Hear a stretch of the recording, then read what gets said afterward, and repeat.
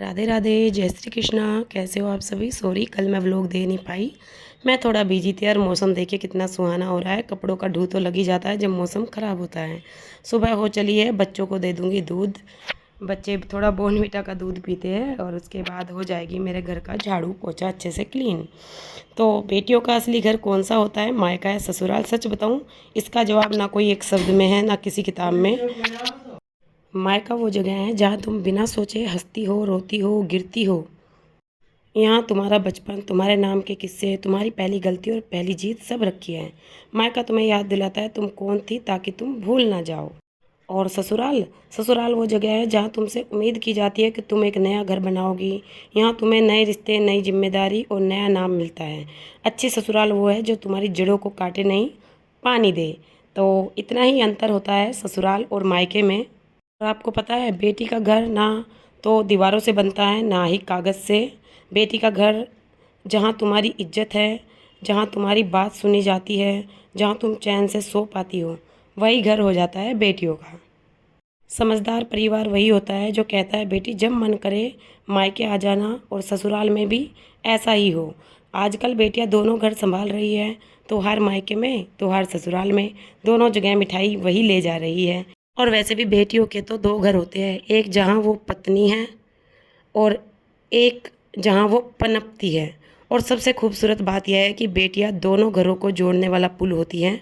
अगर आप बेटी के मम्मी पापा हैं तो उसे दोनों जगह सहज रखिए, और अगर आप ससुराल वाले हैं तो उसे मेहमान नहीं, घर की बेटी बनाइए। क्योंकि जिस दिन बेटी को दो घर मिल जाते हैं उस दिन दो परिवार अमीर हो जाते हैं, है ना। तो इसके साथ ही मेरा काम हो रहा था। आज बस मेरे मन में छोटी छोटी बातें आती है जो मैं आप लोगों के साथ शेयर कर देती हूँ। और मुझे पता है ये सब आपको बहुत अच्छी लगती है, क्योंकि जीवन की हकीकत है। हमारे मन में कहीं ना कहीं ये क्वेश्चन उठते रहते हैं, और ये सब चीज़ें हर हाउसवाइफ के, हर लड़की के मन में होते हैं। तो मैं सोचती हूँ इन सब चीज़ों से आपको शायद थोड़ा सा कुछ समझ में आता होगा, रिलीफ मिलता होगा।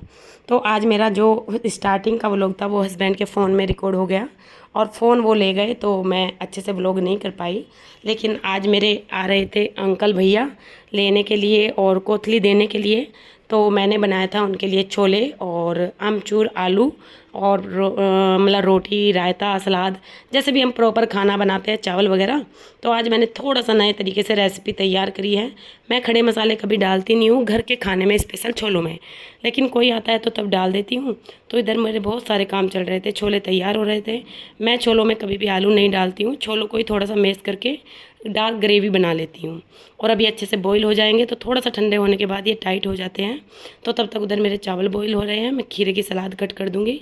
घर से आ रहा था फ़ोन, क्योंकि देखिए जब तक माँ बेटी को दे नहीं लेती, कोथली जा नहीं लेती, तब तक बार बार पूछती रहेगी बेटी और क्या दूँ और क्या दूँ। माँ को लगता है जैसे पता नहीं बेटी को क्या दे दूँ। तो वही सब मम्मी मेरे से पूछ रही थी कुछ कमी तो नहीं रही, बता और कुछ देना है और कुछ देना है। इतना कुछ देते हैं घर वाले, लेकिन फिर भी ये लगता रहता है उनको कि हमने कुछ नहीं दिया, बहुत कम दिया है। तो मेरी सलाद भी हो जाएगी तैयार, और इधर मैं लगा दूंगी आटा, क्योंकि ऐसा नहीं हो सकता ना कि चावल और छोले या कुछ भी बने और रोटी ना बने। ये तो हर घर की कहानी है भाई। देखो रोटी तो ज़रूर बनेगी, क्योंकि कोई ना कोई घर में एक दो आदमी ऐसे होते ही हैं जो चावल खाते ही नहीं हैं। तो मैं अब आटा लगा दिया है और मेरे चावल भी ऑलमोस्ट तैयार हो गए हैं। और मैंने कूलर बहुत तेज़ चला रखा है, क्योंकि गर्मी मुझे कुछ ज़्यादा ही लगती है, थोड़ा एलर्जी भी है। तो मेरा खाना ऑलमोस्ट तैयार हो जाएगा जब तक गेस्ट घर पे आएंगे। तो चावल तैयार है, छोले तैयार हैं, इधर दूध भी गर्म हो गया है, आलू मेरे छिल गए थे। और देखिए आ गए मेरे अंकल और भैया, टीवी देख रहे थे। और खाना मैंने खिलवा दिया, वो मैं रिकॉर्ड नहीं कर पाई, और हो चला है मेरे बर्तन साफ़ करने की तैयारी। फिर मैं आ गई अपने मायके। आते ही माधव का लगाया मैंने दरबार, और ये बास्केट पे पेंट वेंट करके ये बनाई मैंने उनकी कैप की। इसमें इनके कपड़े, टीका और इनकी ज्वेलरी इसके अंदर हैं। आप बताइएगा माधव का नया दरबार आपको कैसा लगा। और व्लॉग 2 दिन बाद आ रहा है, तो इसे खूब सारा प्यार दीजिएगा। कोशिश करूँगी कंटिन्यू व्लॉग देने की। और अब कर दूँगी मैं शाम की पूजा की तैयारी, और माधव का लेके आशीर्वाद पूजा की करके तैयारी। बड़ी अच्छी फीलिंग आई, हमने यहाँ आते ही अपना एक आशियाना बसा लिया। बेटियों के लिए तो एक कमरा हमेशा फ्री रहता है मायके में, कि जब भी वो आए अपना आशियाना बसा सके। तो ऐसे ही मैंने किया। ये मेरी अटैची खड़ी है, कपड़े मैंने अलमारी में लगा लिए हैं, ड्रेसिंग है, और मेरी पूजा हो रही है। आप सब भी बोलिए राधे राधे। और व्लॉग को लाइक करिए, शेयर करिए, प्यारे प्यारे कमेंट करिए। और भाई सॉरी, जिस दिन मैं व्लॉग नहीं दे पाती ना, मुझे बहुत इरिटेशन होती है।